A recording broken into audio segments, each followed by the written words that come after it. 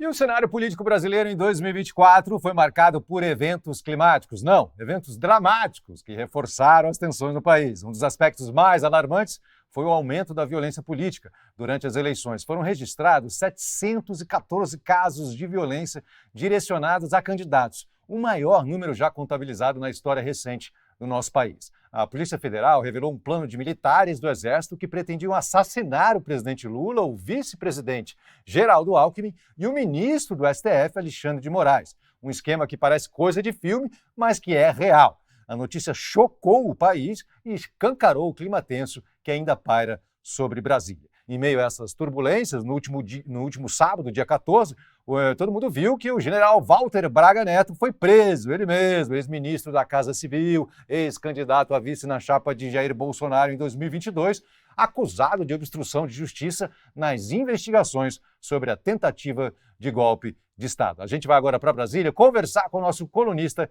Guilherme Maziero. Grande Maza, além dessas questões todas, tem também um embate com o Congresso. O governo ainda tem a batalha para aprovar o pacote fiscal. Como é que estão essas negociações? Qual é o balanço que você faz desse ano 2024?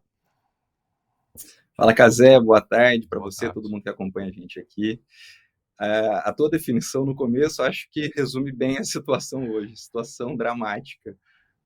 O governo correndo contra o tempo para aprovar os projetos. A gente já falou disso semana passada e quem está acompanhando pode achar estranho falar que o governo está correndo contra o tempo de novo. Sim, porque desde a semana passada a situação está amarrada com muita dificuldade para avançar, para ser aprovado nos projetos de ajuste fiscal. Mas essa semana, um dos projetos, são basicamente dois projetos e uma proposta de emenda à Constituição, que exige um quórum mais qualificado. Um dos projetos já foi aprovado e vai para o Senado. Agora 5h30 que a gente está falando, a Câmara está acabando de votar a PEC, que é uma votação em 2 turnos, pelo menos 308 votos, conseguiu 344 a favor no primeiro turno, agora estão fazendo a discussão para ir para essa segunda votação, e ainda tem mais um projeto sobre BPC, que é uma espécie de um auxílio, né, um salário mínimo para pessoas de baixa renda. Então, são revisões nesses pontos. Os projetos estão andando, estão avançando com muita dificuldade, o governo tendo que fazer concessões, então desidratando um pouco esses projetos. Por exemplo, o primeiro projeto que foi aprovado, esse que eu disse que já passou pela Câmara, para controle dos gastos, colocar alguns gatilhos ali em reajustes que podem ser dados, bloqueio de emendas, por exemplo.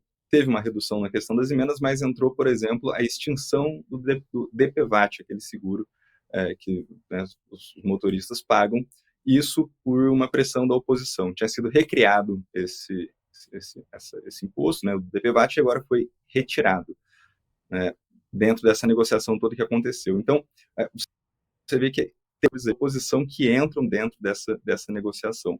Dentro disso tudo, negociação de emendas, o governo tem liberado muito, um recurso muito alto de emendas, né, tem disputa com o Supremo, que exigiu muita transparência, critérios ali bem objetivos para a liberação desse recurso, mas o governo fez uma portaria ali, atendendo o Congresso, que entende que consegue liberar esses recursos, né, ainda não se tem muita certeza de como vai ficar essa situação, pode ir para o Supremo analisar novamente. E essa semana passada, saiu uma notícia da revista Piauí mostrando que parte das emendas, né, tem as que são individuais, de bancadas e das comissões da Câmara. Parte dessas comissões, elas não estão existindo agora nesse período de votação concentrada na Câmara, e os líderes estão fazendo a destinação dela, mas mais ou menos parecido com o que era o orçamento secreto, sem muita transparência, e o governo está dando aval para pagar isso.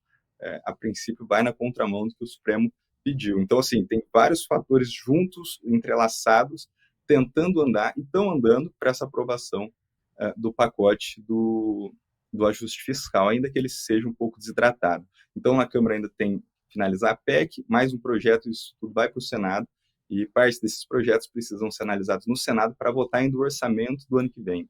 É importante essa votação do orçamento, porque deixa estabelecido os valores de salário mínimo, né, o que vai ser pago de 13º, tudo isso. Porque é um cálculo que impacta fortemente nas contas públicas, é um dos pontos de atenção que tem. Então, está essa correria agora em Brasília, ontem, sessão até 11h30 da noite na Câmara, hoje o painel foi aberto logo cedo, mas por volta de 6 horas da manhã já tinha alguma movimentação na Câmara e deve ser assim até amanhã, pelo menos. O senador Rodrigo Pacheco disse que, se necessário for, faz votação até no sábado. E isso tudo, esse momento dramático, como a gente falou aqui, Cazé, acontece na mesma semana que teve a aprovação da regulamentação da reforma tributária, que é um projeto que o Congresso chama muito esse protagonismo para eles, porque realmente a tramitação, a articulação se deu muito ali, mas um louro que recai sobre o governo também, né? Então, o governo já está pensando em fazer um grande evento para celebrar essa aprovação, né? São 30, 40 anos sendo discutida uma reforma tributária no país.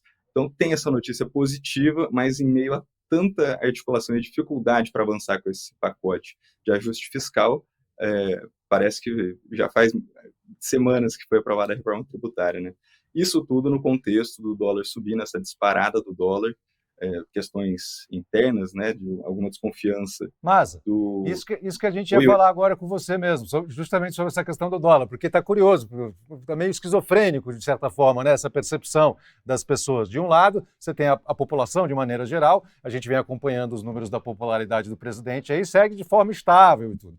Agora, o dólar, por exemplo, está oscilando bastante, assim, parece que o mercado financeiro está destoando da percepção da população e parece que eles têm uma expectativa de que o governo não vai conseguir fazer os cortes necessários e por isso o dólar estaria subindo. É isso mesmo? Como é que você vê essas manobras, né, que o governo precisa fazer para conseguir, enfim, o ajuste fiscal, né, no próximo ano? Cazé, o presidente do Banco Central, Roberto Campos Neto, e o futuro presidente, que assume agora no começo do ano, o Galípolo, Gabriel Galípolo, eles descartaram aí um ataque especulativo do dólar, né, para essa variação toda.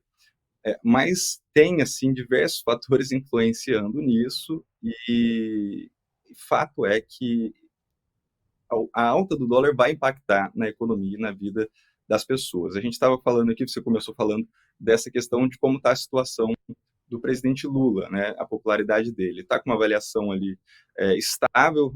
O Datafolha divulgou essa semana uma avaliação que foi feita semana passada, né? Saiu agora o resultado de 35% de aprovação e 34% de reprovação, nessa metade de mandato. Então, mais ou menos estável dentro do que já estava ali, antes estava um pouco acima, próximo a 38, então continua com alguma estabilidade. Isso é um pouco do reflexo dessa situação de pleno emprego que a gente encontra na economia, né, a gente tem um crescimento do PIB aí que deve chegar a 3,5%, enfim, um valor